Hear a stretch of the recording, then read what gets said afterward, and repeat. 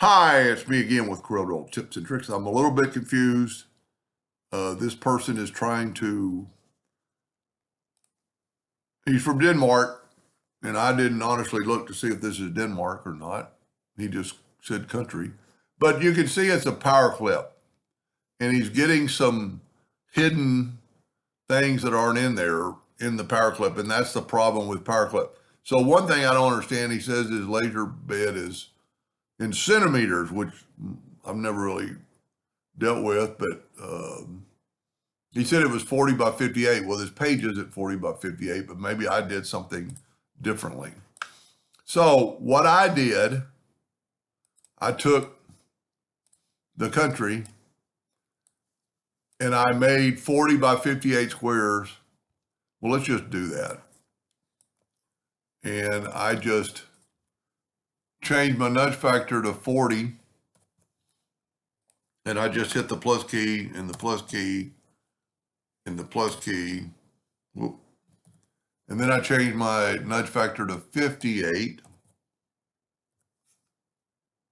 And I just hit the plus key and the plus key. And then I have that. Now, so I've already done that over here. And I put it in the center of the map. So we are about center. We're at 160 centimeters. So I'm going to, and also change your duplicate distance to 0, 0. You'll be a lot happier. So I'm going to change this to 170 nudge. And I am going to take my smart field. There is another way to do this, but in this case, I don't know if he's going to just print these lines or color them, but I'm just going to fill these in and see what's happening. It's just filling in what's in that square. You just want to make sure you get everything. And you can always go back and look. Whoop, I knew I should have zoomed in. That's a little bitty island.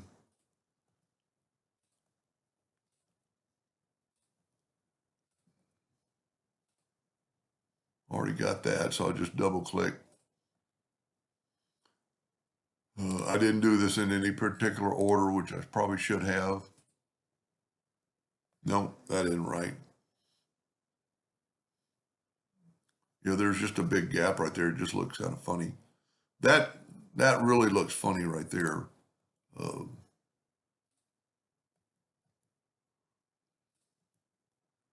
Oh, I'm hitting the down arrow key. No wonder. I don't understand that straight line in the drawing. But I think I have everything. So I'm going to delete these other ones we had. And then because we smart filled them, we can left click, no fill, right click outline. And there's your separation. Yeah, that's not right. I must have done, you know what? Let's just kind of start over and use my new map. I'm going to, for just a second, I'm going to group them together. And then I'm going to, this is already grouped together, so I can select both of them and go EC and put it in the center of the map. Now, I'm going to take this one and ungroup it. Because there's several ways to think about this. And I've still got, and see this, I'm really concerned about his page size, but. So then just take your smart fill tool and nudge it over.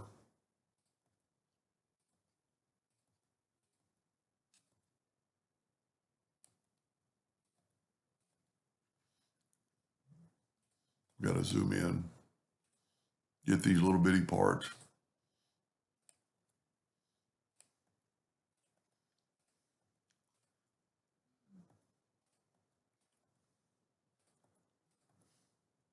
And I kind of apologize. I do not know if this is Denmark, being like a lot of Americans, whoop, we don't know much about the other parts of the world. There we go. See, there's some little bitty stuff. You want to really make sure you got everything, and I think I do. Don't have that. Don't have that. So you really want to go in an order up and down. So now you have that. And if he's not going to cut it, then this will work. Left click, right click, and there is your sections. So every one of those is a page, and how are you going to reference it? Well, I'm going to change his laser to 40 by 58. There's laser page. So you're going to take this one right here. How are you going to index it? Okay, this is what we're going to have to do. We're going to have to take these boxes and move them over there. And then grab that, Control G to group it, and then hit P. There's your first page. And then I would take that out of the way, and I'd move this box. And you got to make sure you don't grab that other side.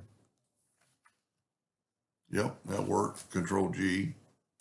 And then hit P and put it in the center of the page. So let's see if this works now. Let me do two more. That's an easy one because and I don't have to put this one in the center of the page. So we're just going to line these up like you would. And then this one will be blank. Now, I don't know if he's going to cut these out or just print these lines. Because if you print these lines, you're not going to print the outside of the line. You're only going to print that line. So basically what you'd want to do is after you get it in your laser bed, like hit P, and if you use P and it's the same size, and so I don't know if he's going to cut these out of single pieces. Well, he can't cut them out of bigger pieces of wood with a laser. So he's going to have the wood that's that size. And then you're going to want to, well, one thing I'd never checked. Yeah, see, that's 1.5 millimeters instead of a hairline. So that's going to print. And then just do the same, things on the other ones. It's going to, so here's another thing you could do. You could do them one at a time.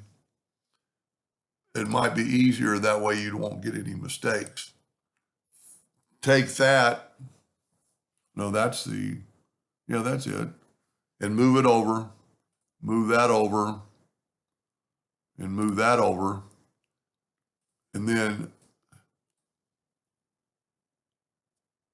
left click, right click, and see it's not a hairline, so it won't cut. So it's going to engrave. And then you could move the box over, and then that way you make sure you didn't group anything else. Let's do one more. Let's group that together now. And let's take, and if you nudge while you're doing this, yep, I didn't move that other one far enough over, but since it's grouped, left click, right click, and move that rectangle and Control G. And then we're going to take this and put it right here. And let's put it with the other ones.